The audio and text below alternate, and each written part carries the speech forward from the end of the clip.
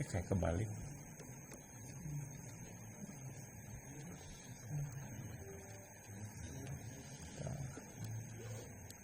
Nyambung. Oke.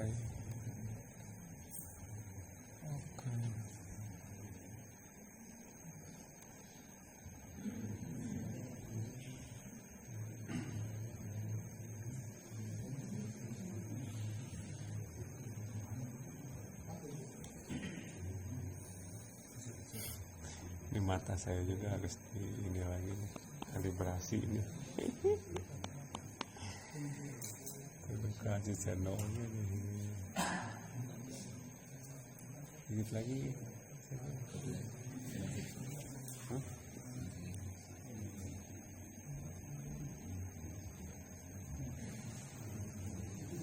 Ya.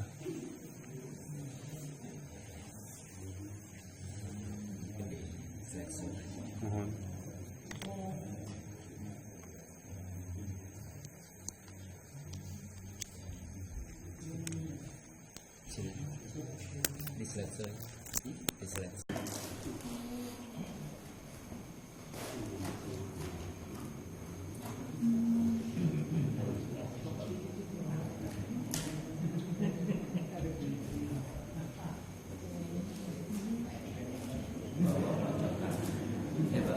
Kehidupan. Nah, udah. Ya, bismillahirrahmanirrahim. Assalamualaikum warahmatullahi wabarakatuh. Innal hamdalillah nahmaduhu wa nasta'inuhu wa nastaghfiruh wa na'udzu billahi min shururi anfusina wa min sayyiati a'malina. May yahdihillahu fala mudhillalah wa may yudlilhu fala hadiyalah. Asyhadu an la ilaha illallah wa asyhadu anna Muhammadan abduhu wa rasuluhu alladzi la nabiyya ba'dah. Bapak-bapak dan ibu-ibu jamaah yang dimuliakan Allah, puji dan syukur kita memanjatkan hanya kepada Allah Subhanahu wa taala. Syukur alhamdulillah pada pagi hari ini kita tetap diberikan kesehatan, diberikan kemampuan sehingga kita bisa melakukan sholat subuh berjamaah. Dan pada hari ini seperti biasa hari Minggu ya, kita punya agenda khusus kajian dan materi yang akan saya sampaikan pada kesempatan ini adalah sudah minggu bulan keempat ya, sudah bulan keempat. Jadi satu slide ini 4 bulan ya. Mudah-mudahan tidak lupa begitu ya, yang sebelum-sebelumnya mudah-mudahan tidak lupa. Dan saya review ya, kita sudah berbicara banyak tentang jual beli, tapi ada jual beli yang dilarang gitu ya. Jadi jual beli ada yang dilarang. Dasar ayat jual beli dalam surat Al-Baqarah, a'udzubillahi minasyaitonirrajim, Allah menyampaikan ahalallahul bai'a wa harrama riba. Allah menghalalkan jual beli dan mengharamkan riba. Nah, jual beli itu sendiri hukum dasarnya adalah boleh, halal. Tapi pada kesempatan ini kita akan membahas ada jual beli yang tidak boleh dilakukan. Ada jual beli yang dilarang gitu. Nah, yang dilarang itu kemarin ini yang struktur pertama. Ini haram zatnya ya. Nah, ini haram zatnya. Jadi tidak boleh dilakukan jual beli karena barangnya memang barang haram, tidak boleh dijual belikan. Ini sudah jelas ya. Daging babi misalnya nih, sekarang di Indonesia masih ada saja begitu yang rame, daging mahal aya nu nyusup ya, daging babi ya, itu tidak boleh kan. Itu yang haram adalah zatnya, sudah jelas-jelas. Haram selain zat. Nah, kemarin ini haram selain zat juga sudah disampaikan dari mulai tadlis ya, ikhtikor, bai najasi, tagrir atau goror, dan riba. Nah, ini riba ya, yang paling akhir materi saya ini yang disampaikan oleh Pak Haji Muhtaram tentang riba ya, waktu itu bagaimana dengan kondisi bunga pada hari ini. Itu diskusi kita terakhir. Nah, kita sekarang mau membahas tidak sah karena akad ya. Ini tidak sahnya karena akad, dan di sini akan sangat kaya sekali kita memahami tentang jual beli ya, termasuk nanti bapak-bapak dan ibu-ibu bisa menghukumi apakah jual beli secara online, misalnya sekarang yang gandrung ya, bapak-bapak ibu-ibu bari gogolehean megang HP COD. Itu boleh atau tidak boleh begitu ya, sedikit-sedikit sekarang COD. Jadi nanti akan ada di wilayah sini ya dari sisi kajian akadnya. Nah, yang pertama bahwa jual beli bisa tidak sah karena rukun tidak terpenuhi.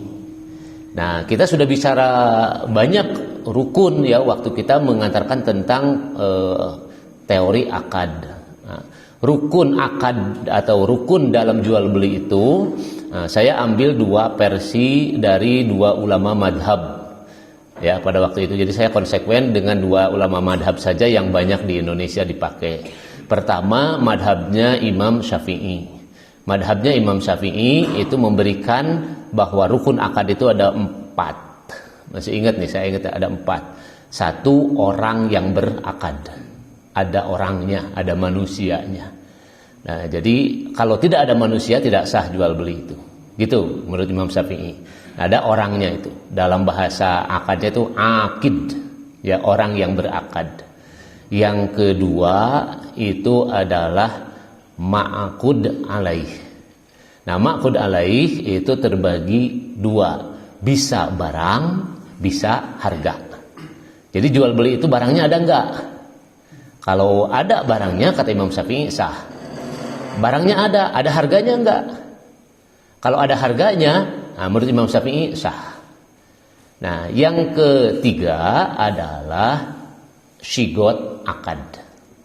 Itu syigot akad. Apa itu syigot akad? Adalah bahasa akad. Ya, syigot itu adalah bahasa akad. Nah, bahasa akad itu oleh kita dipahami 1 ijab 2 qabul. Gitu ya, 1 ijab 2 qabul. Nah, jadi nanti kalau yang unsur-unsur itu merupakan rukun akad ada, maka jual beli itu sah. Saya beli aqua atau jangan disebut merek. Saya beli air kemasan gelas, walaupun juga bukan aqua ini Ron. Ya, beli air gelas kemasan, harganya 1.000 begitu. Barangnya ada, harganya ada. Nah, lantas saya beli dari siapa? Nah, misalnya saya beli dari Pak Marioto. Pak Marioto itu orang yang menjual.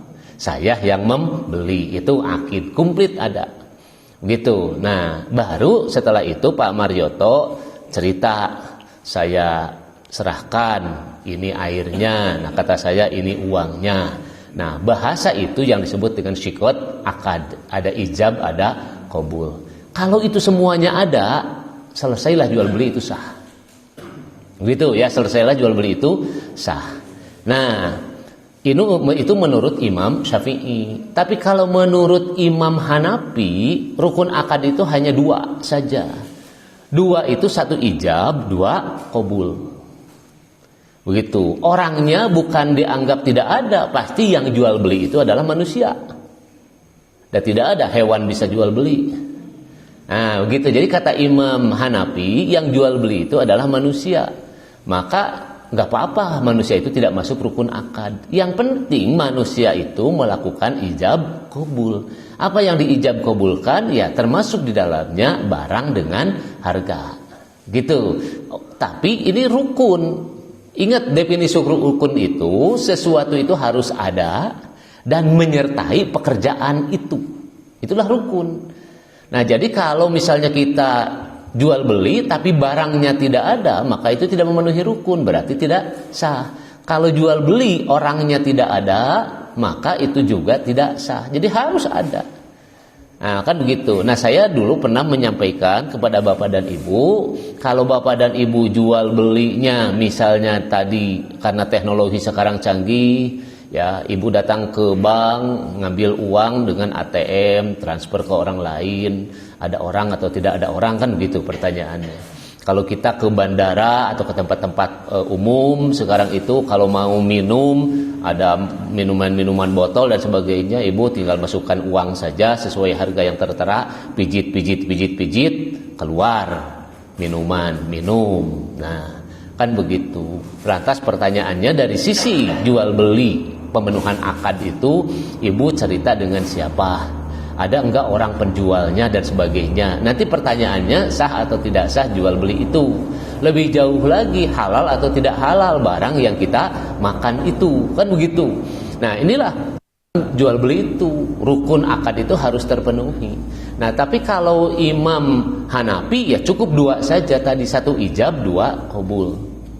Nah, kalau ada orang ijab qabul berarti ya itu berarti manusia begitu. Jadi manusianya tidak dimasukkan rukun kalau Imam Hanafi. Tapi kalau Imam Syafi'i manusianya masuk rukun. Kenapa manusia harus masuk rukun menurut Imam Syafi'i? Ya tidak semua manusia bisa jual beli. Begitu, misalnya kalau menurut Imam Syafi'i atau dari kelompok Syafi'iyah, jual beli atau hukum jual beli yang dilakukan oleh anak kecil sah atau tidak sah? Nah, kan begitu. Ari budak teh jelema sanes.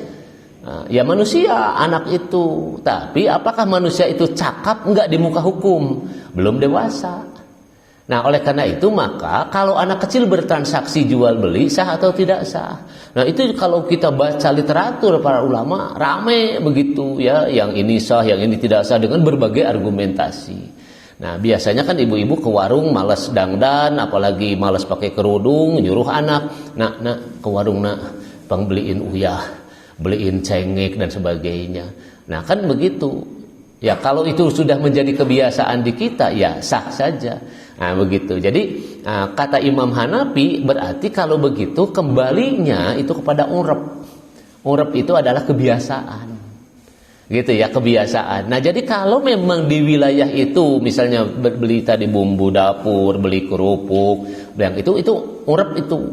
Itu jadi kebiasaan. Yang punya warung meladeni anak, juga anak ngasih uangnya, nanti kembaliannya kasih, plus juga kalau anak kecil biasanya plus jajannya, kalau nggak ada jajannya nggak mau pergi, ya sudah selesai semua, begitu ya. Nah, itu sah saja jual beli semacam itu, gitu ya. Jadi kalau Imam Hanafi itu kembalinya kepada urep itu, kepada kebiasaan. Tapi kalau sekarang dinaikin atau dinaikkan grade-nya, misalnya ayah budak letik, ada anak kecil terus bawa-bawa HP, dia jual HP. Om Bagus mau beli HP enggak? HP-nya bagus, tipenya tipe tinggi dan sebagainya. Berapa? Biarinlah 100.000, aku mau jajan.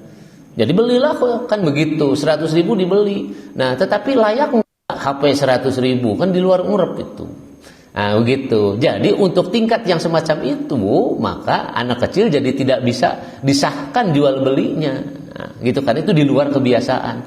Jadi kalau Imam Hanafi itu gitu saja ngukurnya itu, ada urep. Nah, makanya ada yang disebut al-adah muhakkamah, kebiasaan itu menjadi hukum dalam sebuah tatanan sosial.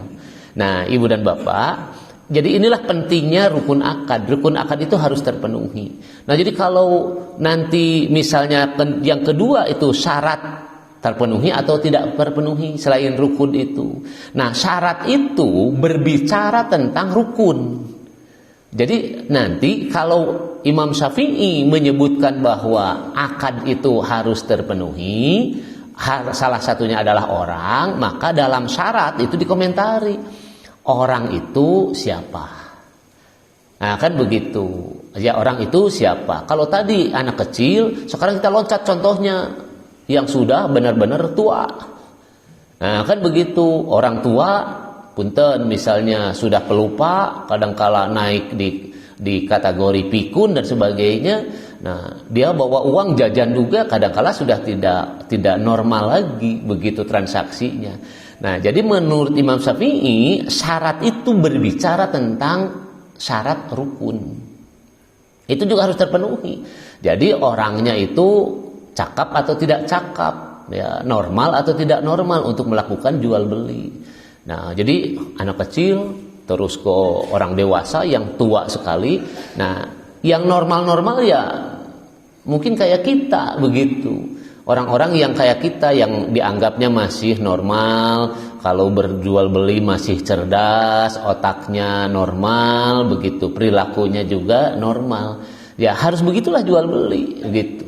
Tapi kalau dari sisi normal-normal itu, misalnya muncullah tracer, ada penekanan. Begitu, Pak Marioto, saya lagi senang sepedahan. Saya tahu Pak Marioto itu punya sepeda klasik federal. Warnanya juga saya tahu, warna biru. Nah, gitu kata saya itu. Jual dong ke saya. Nah, kalau nggak dijual, pokoknya sudah deh. Saya nggak mau lagi berteman dengan Pak Marioto. Pak Marioto nggak mau kehilangan saya. Akhirnya ya udahlah Pak Asep lah, dijual saja lah. Saya daripada saya dimusuhin Pak Asep, nggak dibawa jalan-jalan, ya sudah dijual saja. Nah pertanyaannya tadi, terpenuhi nggak syarat orang itu dari sisi jual beli? Pak Marioto mau jual sepedanya karena di bawah tekanan saya. Nah ini yang saya sebutkan dalam pertemuan sebelumnya, di Indonesia itu banyak yang kayak gini. Ya kalau misalnya sekarang dalam satu wilayah ceritanya mau dijadikan makam, kudu dijual, gaduh tanah teh. Begitu udah dijual kepaksa jeleg dia jadi mall. Kaduhung dijual begitu ya. Nah, atau juga ada yang dipaksa dijual begitu. Pokoknya dengan berbagai ancaman. Pertanyaannya, cakap enggak itu orang semacam itu? Normal enggak? Nah, itu enggak normal lagi. Nah, menurut Imam Syafi'i, kenapa harus menaikkan bahwa orang itu menjadi rukun akad? Karena harus melindungi hal-hal syarat semacam tadi. Artinya apa kalau begitu? Jual beli semacam itu dilarang, itu enggak boleh. Artinya jual belinya tidak sah. Nah kalau jual beli tidak sah, ya banyaklah komentar para ulama tadi kepada keberkahan lah dan sebagainya begitu. Nah ini adalah imbas dari jual beli itu. Nah yang berikutnya misalnya tadi syarat barang itu barang haram atau bukan barang. Kalau di blog ini jelas ya, kita sudah cerita barang haram tidak boleh. Tapi kalau di sini barangnya mungkin barang halal. Begitu, atau bukan barang yang haram. Contohnya misalnya barang najis. Kalau barang yang najis boleh nggak dijual belikan? Begitu. Nah menurut Imam Syafi'i tidak boleh. Yang boleh ditransaksikan, boleh jual beli itu ya barang yang halal saja. Begitu. Barang najis mah jangan. Nah menurut Imam Hanafi, karena dia tadi kembali tidak memasukkan itu menjadi rukun akad, yang gak apa-apa, kembali lagi kepada urep. Kembali kepada kebiasaan. Kalau dalam kebiasaan itu barang najis itu bukan untuk dimakan, nah, kan begitu. Artinya tidak ada spesifikasi yang masuk kepada tubuh. Beda dengan barang yang haram, semacam daging babi tadi. Itu ada sesuatu yang dimakan, itu pasti ada efeknya terhadap badan kita. Nah ini tidak dimakan. Gitu. Nah kalau tidak dimakan, maka Imam Hanafi itu membolehkan selama itu bisa diterima dalam kehidupan sehari-hari dan tidak bertentangan langsung dengan hukum syariat. Misal, nah kan begitu ya. Ini kalau baca literatur klasik itu para ulama itu memisalkannya, misal apa itu perahu ya. Perahu itu kan didempul supaya tidak bocor, si kayu itu didempul. Nah mereka menganggap dempul yang paling bagus itu dari gajih daging babi. Jadi daya tekan airnya itu nahannya kuat. Nah sehingga pertanyaannya, kalau orang membeli begitu gajih daging babi untuk dempul perahu boleh nggak? Nah kan begitu ya, boleh enggak? Nah tapi kalau kembali kepada yang Imam Syafi'i tadi ya tidak boleh pakai jual beli. Ya kalau mau dipakai untuk perahu boleh, tapi transaksi gajinya yang pakai dempul itu tidak boleh, karena itu adalah barang najis. Jadi gimana? Ya minta sajalah, cuma-cuma orang berbagi saja untuk kepentingan kehidupan. Nah begitu. Jadi sedekah saja nilainya, tidak boleh ditransaksikan jual beli. Nah kan begitu. Nah di kita juga pernah waktu dalam pembahasan akad saya contohkan, misalnya kotoran hewan ya, kotoran sapi. Nah ibu-ibu kalau ke Cijapati itu kan kandang-kandang sapi gede itu terekan itu ya, dan itu puluhan ton bahkan ratusan ton kotoran sapi itu. Nah kotoran sapi setahu saya, teman-teman saya yang beli dari sana itu dijualnya ke Cikampek sekarang, ke pabrik pupuk Kujang, karena mereka juga selain yang kimia mereka memproses juga pupuk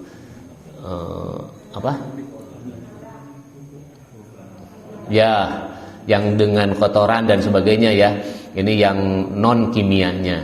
Nah itu tadi belum lagi kandang ayam ya. Nah itu tonan itu kandang ayam itu, mobil-mobil sekarang walawiri masih tetap banyak. Kalau panen ayam ya pasti dibersihkan kandangnya, dan itu teman-teman saya di wilayah Banjaran itu ceritanya kalau untuk menggaji sampai 5 orang ke bawah itu cukup dengan tai ayamnya itu. Nah, gitu ya. Jadi itu tai ayamnya cukup untuk menggulirkan modal menggaji karyawan yang ngurus ayam. Jadi manusia cukup digaji ku tai ayam, selesai kan begitu. Ya lumayan kan, 1 kilonya 750 rupiah. Nah, ya itu yang dari sudah ke tempat tapinya sudah dikirim. Nah, mereka jualan semacam itu. Jadi kalau 1 truk kol diesel itu 10 ton, sidiklah 7,5 juta. Ibu-ibu juga kalau dikasih tai ayam 1-2 mah di lantai amek-amekan ya, marah-marah. Tapi kalau dikasihnya 10 ton oleh suaminya, enggak akan berisik begitu. Nah itu pertanyaannya, boleh nggak jual beli begitu? Nah kalau menurut Imam Syafi'i nggak boleh dijual belikan karena itu barang najis. Gitu. Tapi kalau menurut Imam Hanafi boleh, itu karena tidak dimakan, terus juga dipergunakan untuk hal yang lain. Yang dimakannya kan tetap saja tomat, cabai dan sebagainya, yang pupuknya dari sana. Begitu. Nah, jadi itu syarat terhadap barang. Nah, yang ini adalah ijab qabul ya. Ijab qabul itu baik Imam Syafi'i ataupun Imam Hanafi itu dua-duanya mensyaratkan harus ada. Tidak boleh tidak. Artinya ulama madhab manapun sahnya jual beli itu harusnya ada ijab qabul. Nah, pertanyaannya sekarang, ibu jual beli, misalnya ibu pergi ke Prama, ke Geria, ke departemen store, sok ijab qabul tara. Nah, kan begitu ya. Atau tadi COD-an, ibu ijab qabulnya dengan siapa? Nah, kalau tidak terpenuhi ijab qabul itu, dua ulama itu sepakat haram itu jual beli itu tidak boleh dilakukan. Nah, inilah yang harus kita jembatani. Nah, oleh karena itu maka syigot ijab qabul, bahasa ijab qabul itu menurut para ulama boleh dilakukan dan harus ada. Itu tidak boleh tidak ada. Kalau tidak ada mah tidak sah, itu yakin tidak sah. Begitu. Tidak ada lagi keraguan di sana. Kalau tidak ada ijab qabul itu tidak sah. Kenapa? Karena dasarnya surat An-Nisa yang di awal sudah saya sampaikan. Ya ayyuhalladzina amanu la taqulu amwalakum bainakum bil batil illa an takuna tijaratan an taradhim minkum. Ya, wahai orang-orang yang beriman, janganlah kamu memakan makanan di antara manusia. Artinya pertukaran, saling itu saling ini begitu. Nah, tidak boleh kita memakan itu. Ya, batal itu, haram hukumnya. Nah, illa ang takuna tijaratan ang taradhim minkum. Kecuali kamu mendapatkan makanan-makanan itu melalui proses jual beli ang taradhim minkum yang didasari kepada ridho sama ridho. Jadi itu dasar jual beli itu adalah ridho. Nah, ridho itu dari mana keridoan itu? Nah, menurut Imam Syafi'i, menurut Imam Hanafi, menerjemahkan ayat tadi, ridho itu baru terjadi keridoan itu kalau memenuhi rukun dan syarat. Begitu ya, memenuhi rukun dan syarat itu keridoan. Nah, rukun dan syarat itu adalah diekspresikan oleh orang keridoan itu melalui ijab qabul. Nah, sekarang ijab qabul itu kapan dan bagaimana kita lakukan? Nah, ini pertanyaannya. Nah, oleh karena itu para ulama memberikan 4 kategori. Ijab qabul itu boleh dilakukan melalui 4 bahasa. 1 bahasa lisan, 2 bahasa tulisan, 3 bahasa isyarat, 4 bahasa perbuatan. Ini 4. Begitu. Nah, kemungkinan orang tua kita dulu begitu, sesuai dengan perkembangan zaman teknologi, biasanya yang satu yang lebih unggul, yaitu bahasa lisan. Nah, bahasa lisan itu kalau saya waktu kecil saya suka suruh nungguin sama ibu saya kalau beli ikan. Nah, jadi kalau beli ikan itu kan ditanggung tuh tukang ikan teh. Nah, dihitung hiji sama dua sama tiga, terus saya tungguin gitu terus. Beres sabaraha? Enggak tahu, kata saya tadi si Mang malah anu 55, anu 3 sabaraha. Nungguan teh cenah teh bener. Nah, tapi begitu kata si Mang, ieu tos lebet 2000 siki. Nah, kan begitu. Bu Haji ieu laukna tos lebet kana balong 2000 siki, sing engal ageng, sing manfaat, sing ulah parareh, komplit dengan segalanya. Kata ibu saya, ieu artosna nyangakeun sing manfaat, sing berkah, laukna di abdi sing engal ageng dan sebagainya. Selesai itu semua. Nah, itulah ijab kabul. Begitu. Dan dulu orang memahami ijab kabul itu ya itulah dengan bahasa. Nah, makanya pertanyaannya tadi, kapan ibu ijab kabul? Ibu ke prama coba ayeuna neng ieu sampo hiji, ibu ieu odol 2, sabun ieu minyak sekilo terus teh ngantri ibu pokoknya malam minggu. Nah, oleh karena itu teknologi terakhir kan sekarang sama impra ya. Sama impra. Kalau dulu kan masih diinput, dilihat harganya ditempel. Kalau dulu di minimarket diketik, bujil kalau di komputer. Nah, itu masih juga antri, masih panjang. Nah, sekarang yang terakhir itu pakai impra, di coding. Nah, jadi tinggal diginikan, klik, ambil barang, klik. Jadi siapa yang baca, siapa yang bertransaksi? Nah, sudah bukan lagi orang dalam bentuk sigot akadnya lisan tadi. Nah, apalagi kalau kita jual beli online, ketemu juga tidak, berbicara dengan orang apalagi, wawuh ge komo deui. Ya, nah ini, pertanyaannya sah enggak jual beli itu? Ya, jawabannya di sini. Begitu, jual beli itu asal terpenuhi saja rukun dan syaratnya, sudah kita menyatakan sah. Nah, jadi kalau begitu, kalau kita COD-an tadi jual beli online, mana yang menjadi sigot akad kita? Berarti tulisan. Dikala ibu klik harga itu, klik ibu pesan, klik tambah keranjang dan sebagainya, berarti ibu sedang akad itu. Dan itulah sigot akad yang sedang ibu lakukan. Nah, kenapa harus ada tadi kata Imam Syafi'i itu harga? Karena orang supaya tidak melakukan penipuan. Begitu. Nah, harganya harus muncul. Terpenuhi enggak? Rukun akad menurut Imam Syafi'i terpenuhi, ada. Justru yang agak riskan itu, kalaupun kopdar ibu beli bakso di tukang roda yang lewat ke depan rumah, saya yakin ya tentu aya papan harga. Nah, kan begitu. Ibu nanya, sabaraha mang? 30.000, padahal 2 mangkok. Nah, mang mahal-mahal teh 15 ribuan samangkok. Semuhun. Terus baksonya udah habis, ibu mau apa? Gitu, mang baturnya jualan teh 10.000 atau 12.000. Nah, nari mang 15.000. Semuhun, ibu seperti itu mangga. Dan udah habis baksonya, ibu mau bilang apa? Tuh kan akhirnya ibu bayar, tapi plus nggak doa. Tah mang moal balanya deui sah sing teu jamuga. Tuh kan di mana keridoannya kalau sudah begitu? Padahal bakso dimakan dan sebagainya. Itulah sebenarnya yang dihindari oleh para ulama. Kenapa harus memenuhi rukun dan akad? Supaya tidak ada sesuatu yang mengganjal, yang menunjukkan ketidakridhoan itu. Nah, jadi ini ridho itu harus terbentuk melalui ijab kabul itu. Nah, makanya kemungkinan orang tua kita sesuai dengan zamannya tadi, upami menyusun, tertib, kan begitu. Ya, ini barangnya, ini dia umumkan semua. Tapi itu kan hanya satu bagian sigot akad dalam bentuk lisan. Nah, sekarang ini kita kemungkinan lebih banyak tulisan daripada lisan. Bisa kwitansi, bisa yang gede itu MOU, ya, Memorandum of Understanding, bisa juga transaksi, bisa juga perjanjian, jual beli dan lain sebagainya. Kadang-kala ibu datang ke notaris juga nggak pernah ngomong dan sebagainya, sudah ibu baca saja dalam bentuk tulisan, jual tanah sekian meter, harga sekian, dilakukan ini, yang menjualnya Bapak Anu, selanjutnya disebut pihak ke satu, udah gitu kita pihak kedua dan sebagainya, sudah tinggal sodorkan tanda tangan, bisa saja ibu nggak ngomong sedikit pun. Nah, kan kalau begitu berarti sah nggak jual beli? Sah, karena bahasa akadnya itu adalah bahasa tulisan. Nah, kan begitu. Yang ketiga, bahasanya itu bahasa isyarat.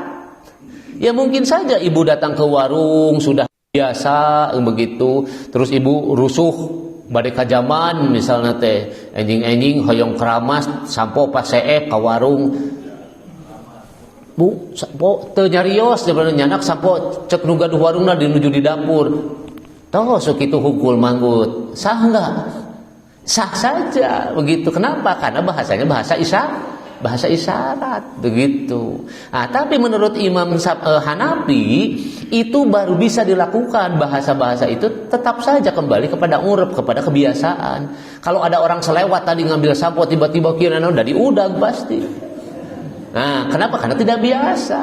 Jadi inilah kuncinya Imam Hanafi dengan Imam Syafi'i. Jadi kalau kita mengkaji dua tokoh ulama madhab ini seolah-olah setara akur gitu pendapatnya, tidak pernah sama. Tapi kalau kita ikuti dua-duanya lenyapan, sebenarnya sama saja. Imam Syafi'i lebih ke ihtiyat, lebih ke hati-hatian begitu. Imam Hanafi lebih kepada memberikan kebebasan, tetapi diikatnya itu adalah dengan urab tadi. Begitu, dan urapnya itu kembali kepada kebiasaan orang Islam, ya, al muslimu ala surutihim, itu bahwa orang Islam itu dia terikat dengan syarat keislamannya. Artinya mual mungkin dia kalau benar-benar orang Islam bohong, nipu, nggak mungkin gitu. Dia itu al muslimu ala surutihim itu. Jadi Imam Hanafi itu ke sana. Nah, itu berkaitan dengan isyarat. Yang terakhir, sigot akad itu bisa dilakukan adalah dengan begitu ya, perbuatan. Ya, dengan perbuatan. Misalnya tadi kita kalau datang ke supermarket, ibu ngambil Indomie, ngambil apa, ngambil baju dan sebagainya, datang ke kasir, simpen, sudah. Itu menunjukkan ibu ridho. Dengan harga yang tertera ridho, dengan kualitas barang yang ada ridho dan sebagainya. Nah, itulah keridoan. Nah, itu dilakukannya dengan perbuatan. Jadi kalau dalam jual beli, kalau ibu tiba-tiba duduk di tukang surabi, ente naros tenaun, ngambil surabi makan weh. Nah, itu berarti ibu sudah menunjukkan ridho dengan perbuatan kita. Ya, kalau saya di wilayah agak utara dengan Pak Haji Daji, ayah Cik Isah, saya nggak pernah nanya Cik Isah bala-bala sabarahaan. Enggak, duduk terus sapedahan nyanak bala-bala aya cilok nyanak cilok ngaleut we. Terus beres sabaraha ceu, sabaraha bayar. Artinya perbuatan saya itu menunjukkan keriduan dengan segala barang, baik sisi kualitas, harga dan sebagainya. Nah, itu sah. Begitu ya, itu sah. Jadi semua dalam jual beli itu perbuatan juga menjadi sigot akad. Nah, inilah yang harus mampu menjawab pemahaman kita terhadap rukun dan syarat akad itu.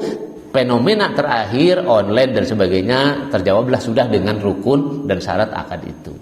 Begitu. Nah, tinggal nanti kita memberikan pemahaman yang kecilnya. Misalnya penipuan mungkin saja tetap ada, karena ada orang-orang yang masih belum bisa baik di dalam berbisnis, belum bisa jujur. Ibu juga kalau beli kerudung kan di dalam online belinya kan bukan nyagap kain dan sebagainya, tapi hanya lihat foto. Nah, begitu kita harus dikintun ke bumi, nah kieunya dina foto namun ini halus cerah. Nah, kan begitu. Sepatu ini kulit asli, begitu datangnya imitasi, ya sudah, itu harus ridho saja dengan hal semacam itu. Kenapa? Nah, kadangkala kita tadi ada harga nyatu ayu kulit asli macam mau dipasihkan harga sakitu. Nah, begitu. Hanya kita terimajinasi saja dengan foto-foto itu.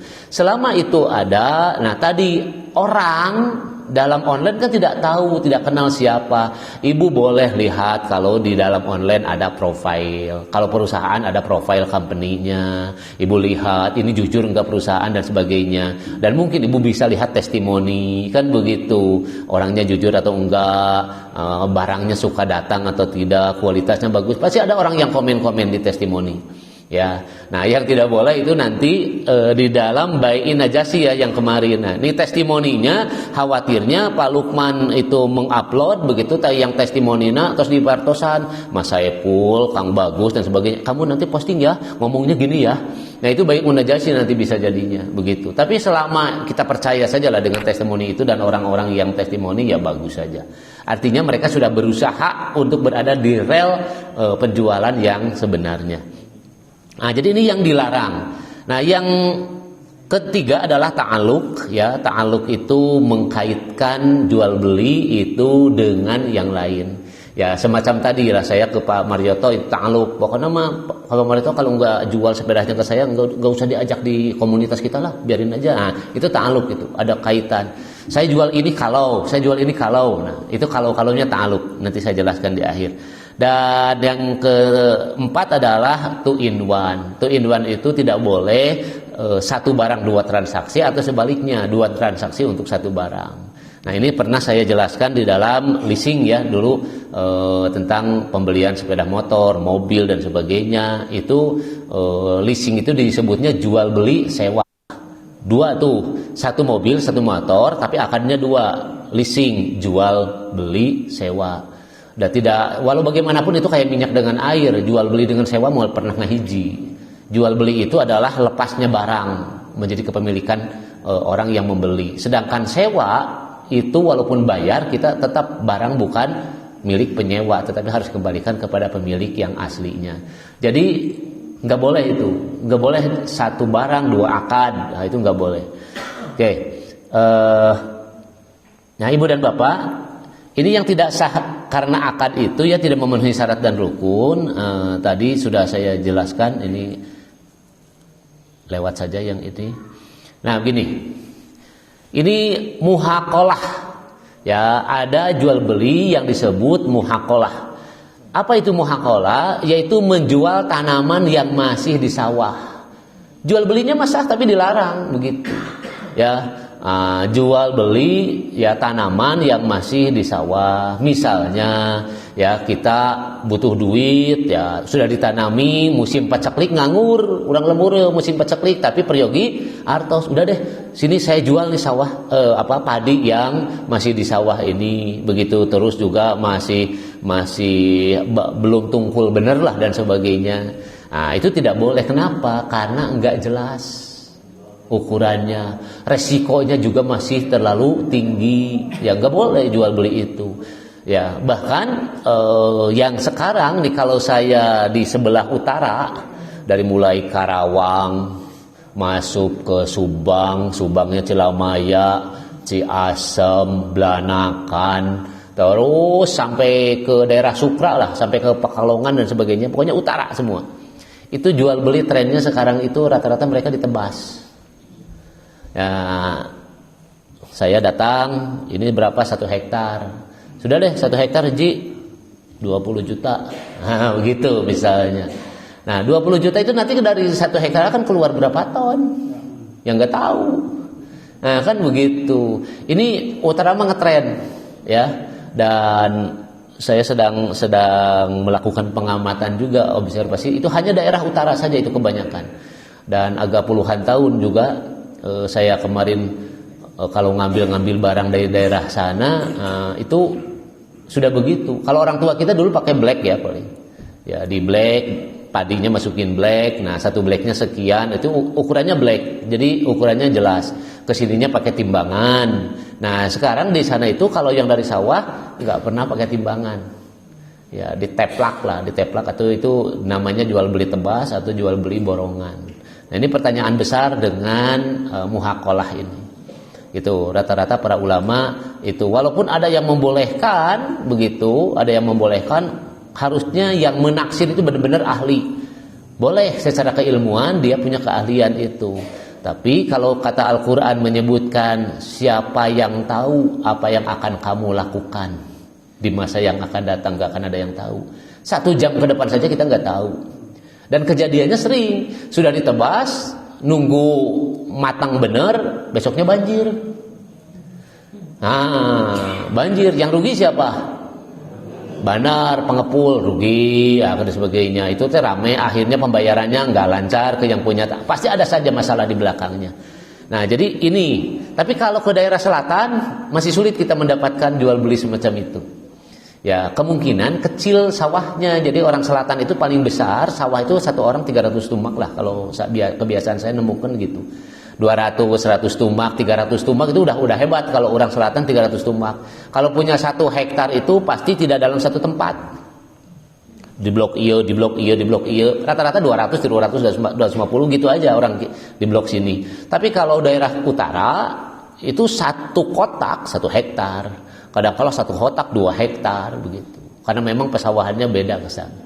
Nah, ini tidak boleh menjual tanaman yang masih di sawah, jual tanaman yang masih di pohon. Itu tidak boleh. Jadi jual belinya sah kalau diukur tadi dari sisi rukun akad. Kan tadi orang yang jualnya ada enggak? Ada. Barangnya ada nggak? Ada. Harganya terjadi nggak? Ada. Kan begitu. Ijab kabulnya terjadi? Terjadi. Semuanya terpenuhi. Tapi dilarang. Begitu. Kenapa? Ketidakjelasan dari barang itu. Yang kedua, ya mukhadaroh, menjual buah-buahan yang masih hijau atau belum pantas dipanen. Jual jambu, eker pentil, lu bawain ngala ya teh, cokotan wae barudak, jambu teh, mending dijual. Ya sudah dijual, kalau sudah dijual tanggung jawab pembeli. Nah, kan begitu. Tapi tadi itu masih di pohon. Berapa keluarnya kalau diturunkan dari pohon itu? Nggak tahu juga berapa kilonya. Yang beli mah pasti ngukur kilo. Ini mah paling oge itu Pak Marioto 50 kilo lah ya masa tangkal teh. Nah, pasti dia ngukur sekarang ramenya 1 kilonya berapa. Dia ngukurnya gitu. Pas dipanen aya 100 kilo. Alhamdulillah cek Pak Marioto untung ya ngaborong teh. Kalau lagi untung. Nah, tapi tadi kalau jambunya musim hujan kayak ini berjatuhan terus dan sebagainya, yang keambilnya ngan 25 kilo rugi. Itu yang sebenarnya tidak boleh, ketidakjelasan di dalam bertransaksi itu. Kalau diukur dengan rukun dan syarat akad tadi sudah terpenuhi, tapi jual beli semacam itu dilarang. Ketiga, mula masah, jual beli secara sentuh menyentuh. Misal orang yang menyentuh sehelai kain atau barang yang berarti dianggap atau diharuskan membeli barang. Saur bahasa orang ngapunten cagap paeh. Ya, ini ada kain atau barang sebagainya. Kalau ibu megang, naon ieu teh? Harus dibeli. Ya, harus dibeli. Begitu pokoknya itu kalau kata anak-anak cagap paeh, artinya tidak lagi mengelak kita. Pokoknya maaf, tidak boleh disentuh barang dagangan ini. Nah, kalau ada yang nyentuh berarti membeli. Cak pokoknya perlu dibeli, perlu dibayar. Kan begitu. Ya, itu tidak boleh itu. Ya, tapi kalau sekarang di supermarket saya suka baca memecahkan berarti membeli. Dah eta mah mepeuskeun. Ya, kalau tidak mau beresiko memecahkan takut pecah ya jangan menyentuh, jangan milih-milih. Tapi kalaupun milih-milih yang apik lah begitu, tidak terjadi transaksi jual beli yang enggak apa-apa. Tapi dikala pecah, jatuh, ya itu juga resiko kerugian bagi penjual. Nah, makanya sering terutama di parabot ya Bu ya, tentang etalase parabot dan saya suka baca begitu. Jadi memecahkan berarti membeli. Nah, apakah masuk itu mula masah begitu atau tidak? Ya, mungkin tidak ya begitu ya, karena juga perlu perlindungan para pedagang, barang dan sebagainya. Yang tidak boleh itu kalau disentuh, itu harus jadi saja begitu ya, harus jadi. Nah, tidak tahu kalau makanan dicoelan gitu. Mana nu enak kata Bu, ibu kudu jajan itu udah meser. Walau alam apakah ada ibu-ibu nu sok ngaraosan nyoelan tapi balanya henteu. Geus ngajaran oge nyobaan suar. Jadi ya karena begini Bu, kalau di Timur Tengah itu terutama ibu misalnya Madinah, Mekah lah yang suka ini, itu pokoknya kalau makan di sana kurma nyoba itu halal Bu sawaregna. Tester ya itu halal. Dan mungkin di kita mah jarang begitu yang ngasih tester. Mungkin juga termasuk di kita kategori penjual pedit. Anu balanya oge lebih pedit di urang mah. Nah, lebih pedit. Coba harganya kalau 100 nawar sabaraha ibu? Terus 50 dedegler pan. Nah, jadi yang jual akhirnya jadi pedit, anu beli oge pedit. Kata saya teh kalau menawar itu jangan suka kejam gitu ya, menawar teh kejam, tina 100 tawar 40.000, 50.000 gitu. Nah, kalau orang sana itu kalau nawar dari 100 ditawar 80 saja, itu pasti saya udah diomelin. Haji inta bakhil. Pasti ngomongnya begitu. Ya, kata saya, kamu hargana luhur-luhur teuing. Kalau digituin dia marah. Kamu coba lihat katanya yang lain. Kamu tanya yang lain.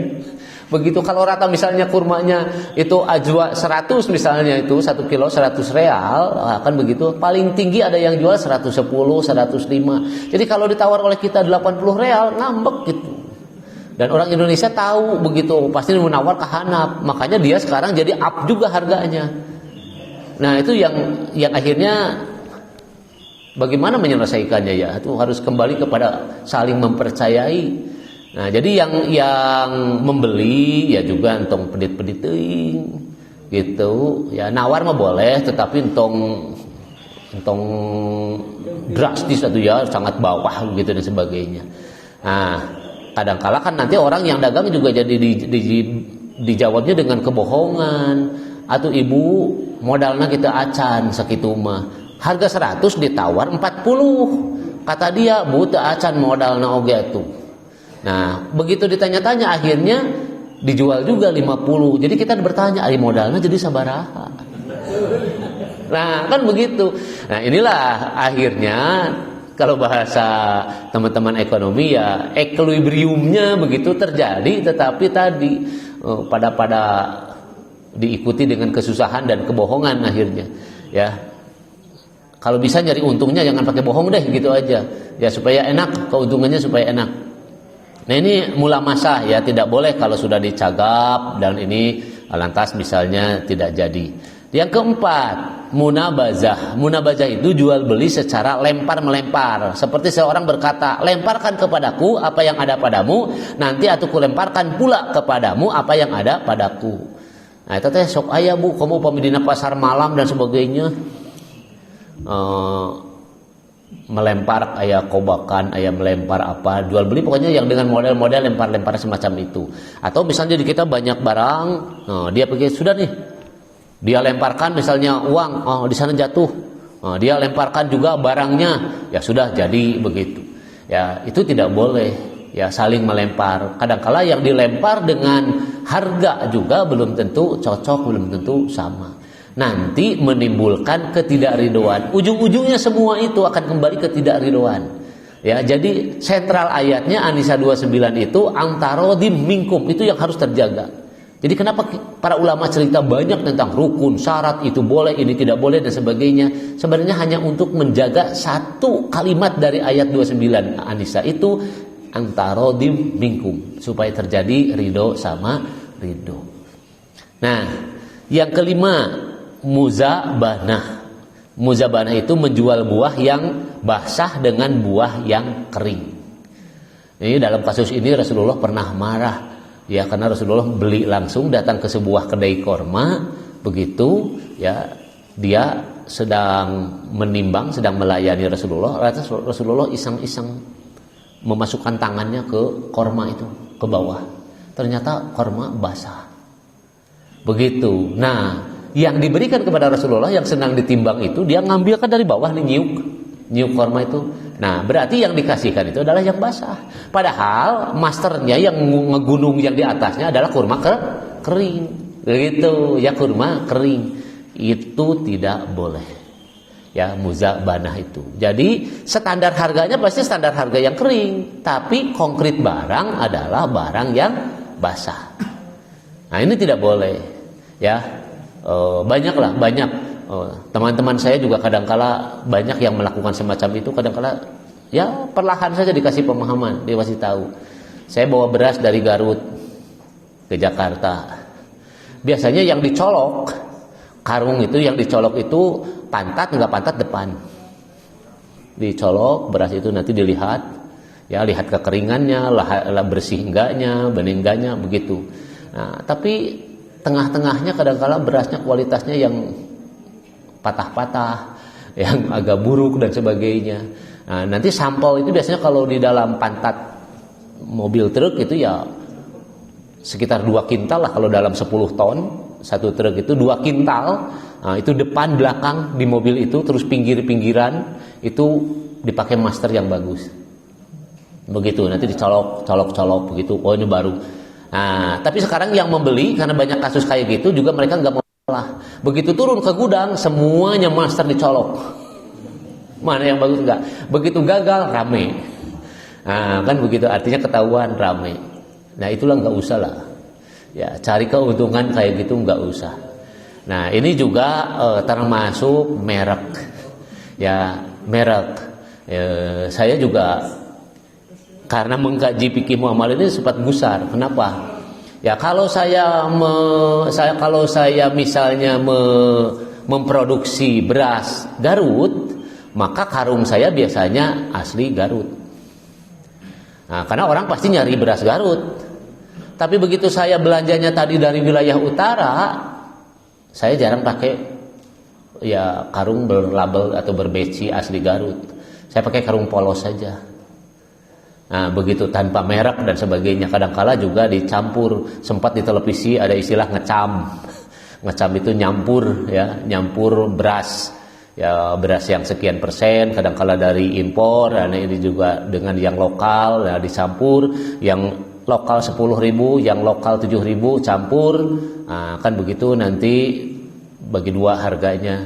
Nah, jadi nanti kita bisa jual di kisaran 8.000 sudah punya untung.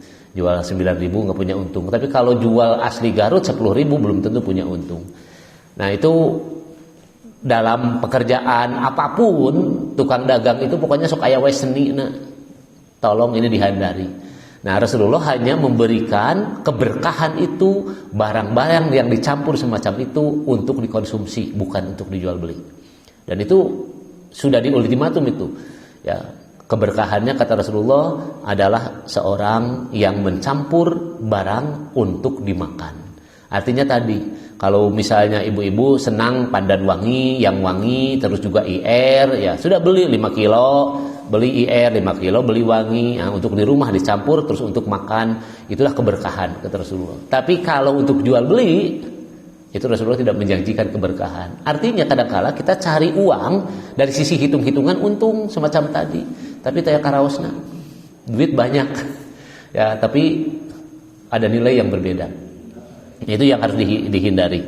Nah, jadi ibu dan bapak, itulah dalam jual beli mulabazah ya, atau masuk kepada kategori-kategori jual beli yang dilarang. Ya, sudah sajalah, udah siang. Kasihan Pak Ketua, Pak Sudiono itu mau goes, jadi tidak boleh diganggu ya. Nah, ibu-ibu yang mau jalan-jalan, yang mau senam, ya mangga. Ya, mangga Pak Haji, mangga.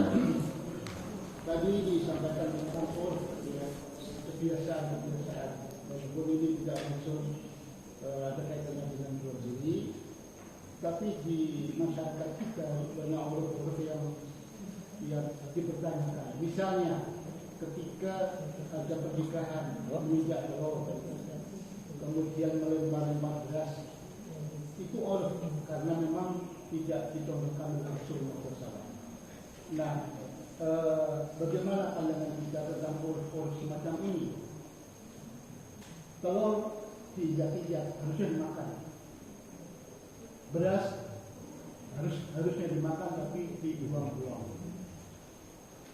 Bagaimana tanggapan kita tentang semacam ini? Terima kasih.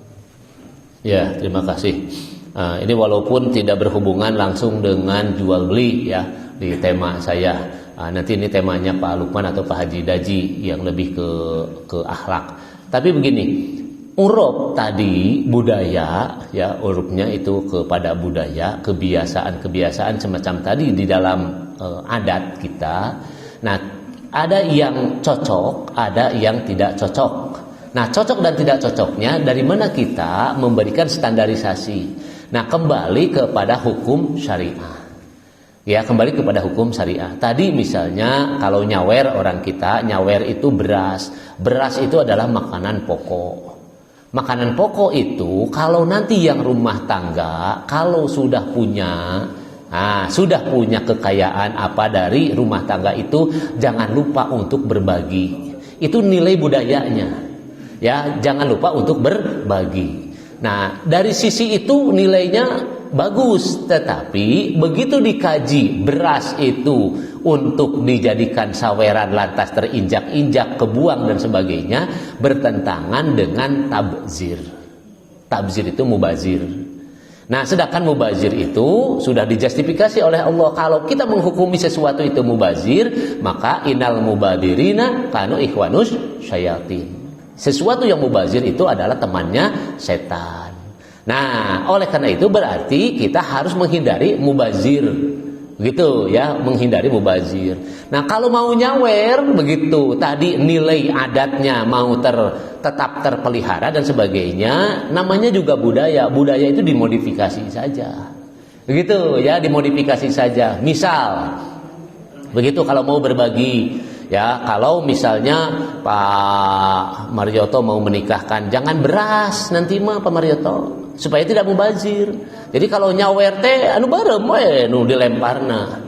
Nah, atuh cenah eta mah royal teh enggak apa-apa kalau begitu. Ya, ini memodif menghindari mubazir itu. Nah, uang koin. Nah, kan begitu. Uang koin, Bu, tulisin oleh Ibu, misalnya dikasih nomor 1, 2, 3, 4, 5. Nanti tinggal diumumkan oleh MC, oleh IO, siapa yang mendapatkan koin dan bernomor, hubungi panitia. Begitu ke panitia, lantas tukarkan itu, menang misalnya teh bea 1 kilo. Atau nah gitu loh. Jadi kita padukan.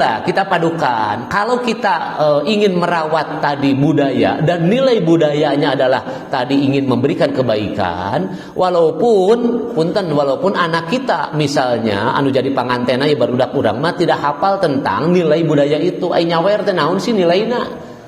Nah, nyawer itu adalah kan begitu, memberikan ekspresi kebahagiaan dan berbagi kenikmatan kepada yang lain. Karena yang lain juga nyawer ke kita, kan hirup mah udunan. Ya, hidup itu udunan. Karena yang hajat, kita datang ke yang hajat, bawa amplop, ngasih. Yang hajat juga ingin berbagi kebahagiaan lagi, nyawer. Nah, kan begitu. Sebenarnya itu adalah timbal balik kebaikan. Cuma tadi apakah kita bisa menghukumi itu? Ya tadi tidak boleh bertentangan dengan sesuatu hukum syariah. Hukum syariah menyebutnya sesuatu itu tidak boleh mubazir. Telur, tidak boleh mubazir. Ada yang dikemas tapi harus konsekuen. Misalnya Pak Haji Mutarong ada di hal tertentu itu si telurnya diwadahan karena plastik. Nanti diinjak misalnya yo. Nah, gitu kan. Kalau kita menghukumi tabzirnya itu adalah telurnya, maka terus dikeresekan supaya diambil deui. Tapi harus konsekuen itu nepika digoreng. Tapi kalau hanya dikeresekan terus digoreng dipiceun, tetap saja mubazir. Nah, jadi kalau menghukumi itu mubazir lebih baik dari tidak melakukan itu. Tapi kalau melakukan tadi budaya itu kan moral, Bu. Jadi ada 3, Bu, kajiannya. Nanti ini yang Pak Lukman ini saya nggak boleh masuk kajian Pak Lukman ya. Jadi kan ada akhlak, ada moral, ada etika. Gitu loh. Nah, kalau kita orang Islam itu ya pakainya akhlak. Gitu ya. Kalau moral, moch itu bahasa Yunani. Nah, etika, etos, ya etos itu juga sama bahasa asing, ya bahasa Latin, mos, moral, etika, etos. Nah, kita punya umat Islam itu akhlak. Akhlak ini sampai kapanpun ukurannya adalah Al-Quran dan Sunnah. Jadi mau apapun nanti, mau budaya, mau apapun, Al-Quran Sunnah saja kita kembali. Karena kita akan menetapkan sesuatu itu berakhlak atau tidak berakhlak, baik atau buruk, begitu. Nah, tadi nyawer teh saya atau teh saya, baik buruknya nyawer dan sebagainya, nginjak enog, nah, kita kajinya dari akhlak tadi. Nah, akhlak itu kembali kepada Al-Quran dan As-Sunnah. Tapi kalau itu budaya itu moral itu mos. Sumbernya dari mana? Kepada adat kebiasaan. Nah, kebiasaan orang itu dari sesuatu yang biasa dilakukan. Nanti baik buruknya harus dilihat dari Al-Quran tadi. Kalau sejalan, oke, berarti moral sejalan dengan Al-Quran. Misalnya moral nyawer dan sebagainya. Nah, itu karena adat kebiasaan itu boleh dilakukan apabila tidak bertentangan dengan Al-Quran. Tapi kalau tadi kita mengkaji itu bertentangan dengan Al-Quran, dengan hadis karena berbenturan dengan tabzir, dengan mubazir, dan tidak ada unsur tauhid yang rusak di sana, kan begitu ya, yang tidak ada unsur tauhid yang rusak di sana, maka itu misalnya diputuskan, ayo kita lakukan gak apa-apa, tapi berarti harus dimodifnya kemana, sesuaikan dengan kategori akhlak. Gitu. Kalau etika, baik buruknya ditimbangnya oleh akal pikiran, bukan oleh kebiasaan. Begitu. Jadi etika itu baik buruk dihitungnya itu oleh akal pikiran. Ya, dulu teknologi belum berkembang, bumi ini datar. Jadi kalau orang berlayar nanti kecebur, hilang. Begitu karena bumi datar. Ternyata ilmu pengetahuan membuktikan bumi itu adalah bulat. Kalau orang berlayar dari satu titik, maka dia akan kembali kepada titik berikutnya. Maka ramai dulu di perang sebelum Perang Dunia II dan sebagainya kan, Napoleon Bonaparte, orang Islam Ibnu Battuta dan sebagainya melakukan pelayaran itu. Dan mereka kembali lagi ke titik awal dengan waktu yang lama ekspedisi mereka. Itu membuktikan berarti bahwa etika yang menyebut benar atau salah itu hanya didasarkan pada akal.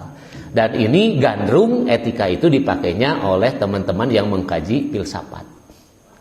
Begitu ya, kadangkala sholat juga kalau sudah dikaji orang filsafat meliur.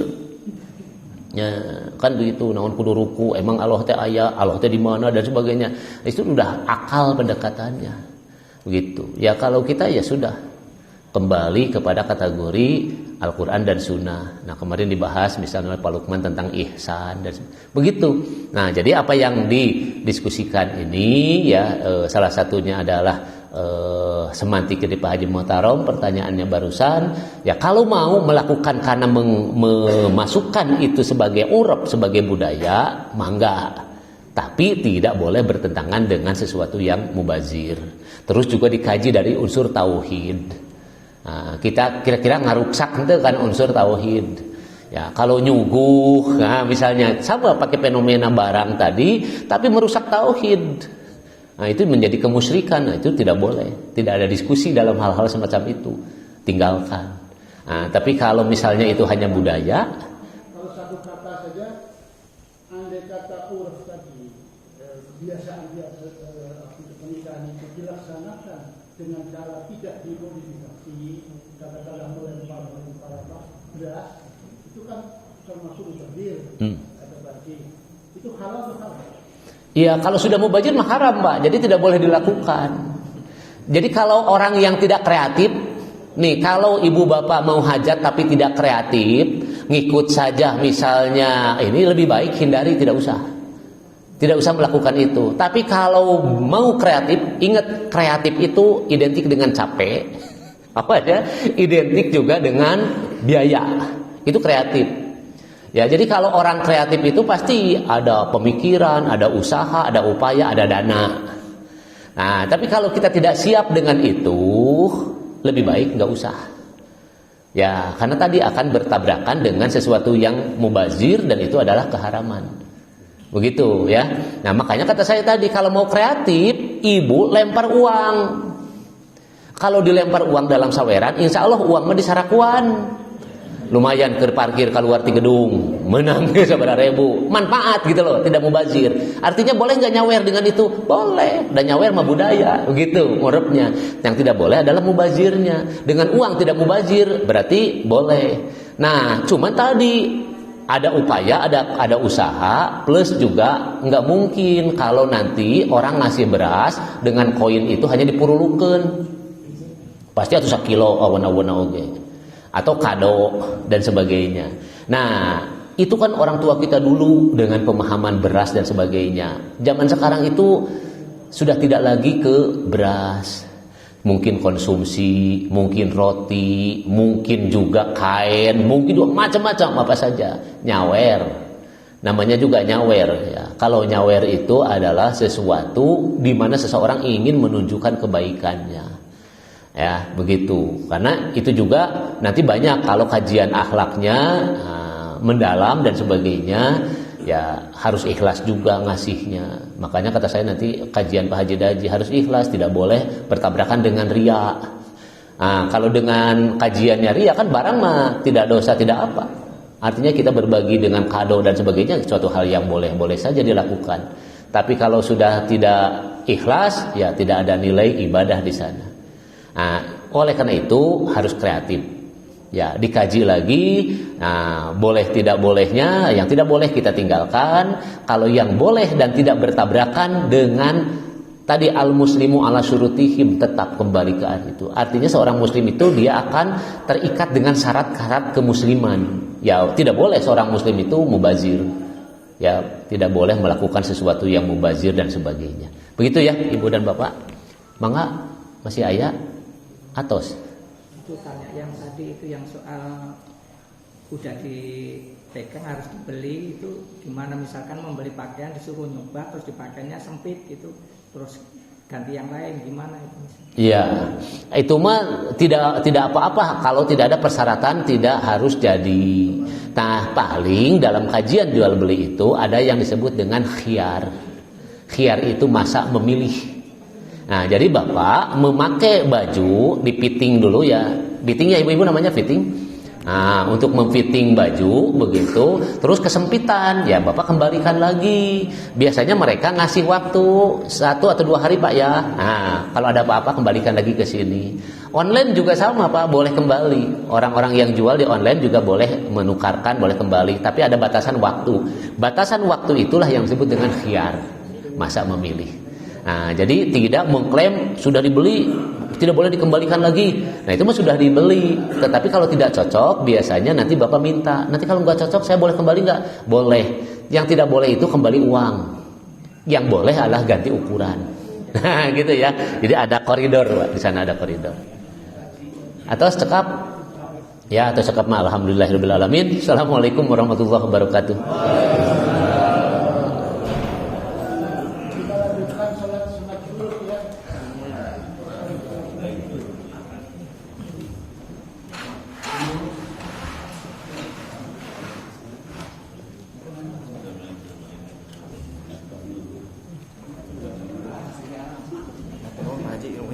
Sami-sami. Udah dimatiin? Udah dimatiin? Nanti